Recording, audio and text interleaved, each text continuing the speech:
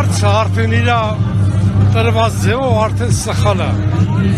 Դա ընդհանրապես պետք է բացառել։ Հայ ժողովուրդը անցել է մի ճանապարհ, որը մոռանալ չի կարելի։ Ես ինքս մի ընտանիքում եմ մեծացել, որ երկու կողմանի տեսել են եղեռնը։ Որս կողմից մալացյացի եմ, պապուտակ չեմ տեսել, նրանք զոհվել են եղեռնում։ Իսկ մորս կողմից վանեցի եմ, նրանք կռվել են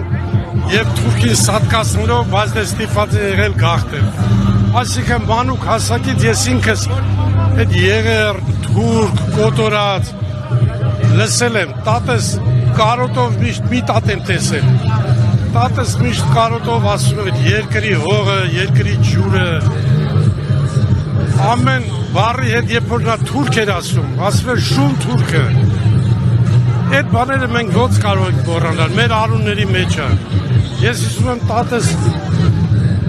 գաղթի ճանապարհին, որ գաղթել են փոքր երեխա է եղել։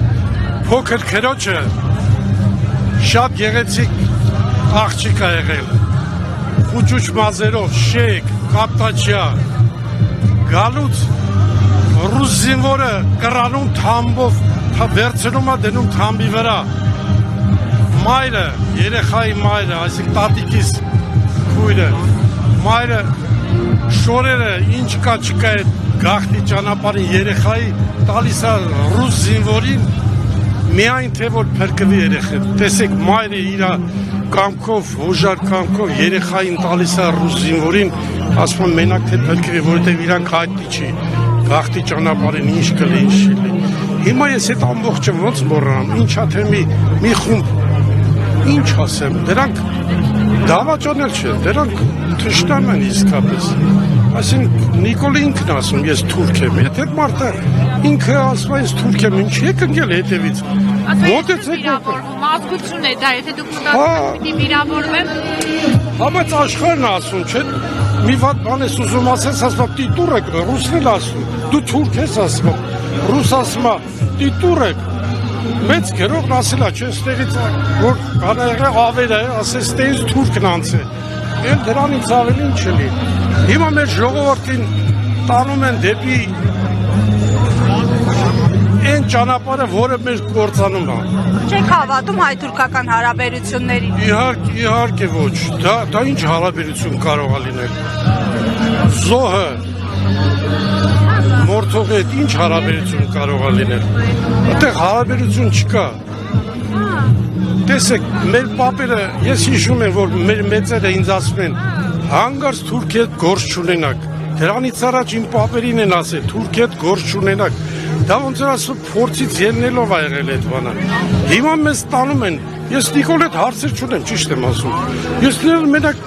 մեղադրում եմ բանը, որ այդ մարդը ինձ տանում է թուրքի հետ ասում էր ինգերություն արա։ Ես չեմ կարա։ Իմ արունի մեջ նստած է։ Եթե իմ նախնիները կռվել են թուրքի հետ, իսկապես Վանի հերոսամարտի հերոսների ղեկավարներից մեկը Շիրին Հովհաննիսյան իմ պապուս քերին ա եղել, որը մինչև կոտորած դա Անդրանիկի հետ կռվել են ընկերներով, Անդրանիկը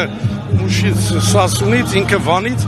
միացել են ջոկատով, գնացել են կռվելու։ Ամիսներով ասված տուն չէի մտնում։ Մի հետ դարձից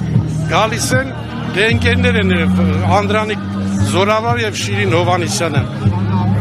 Եկել են տուն մեծ տատիս Անդրանին ասում մարե ասում մի հատ լողացու վրեներից էս Թուրքիոտ ա գալի։ Ու նստեցրել է երեխեքին ու թաշտի մեջ երկուսին իր երեխեքին դման լողացրել է։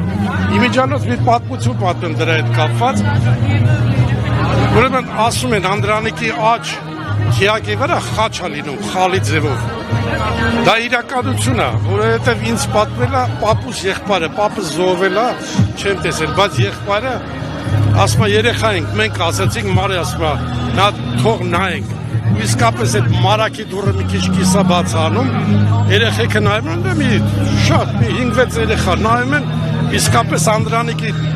թիակի վրա աջ կողմից խաչ ա լինում խալի ձևով։ Դա պատմել է ականատեսը, մեծ հորքուրին եմ հարցրել, ասում հորքուր,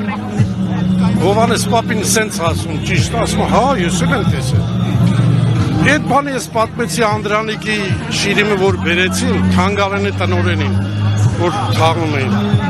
Ոչ մի ռեակցիա։ Չես հասկանում, ուրիշը չունենալով ոչ մի բան իր համար ստեղծում է, իսկ մեր լեգենդները մենք ոնց որ սովորական էլի թողում ենք այդումը։ Հասկանալի է, շնորհակալ եմ, պարոն։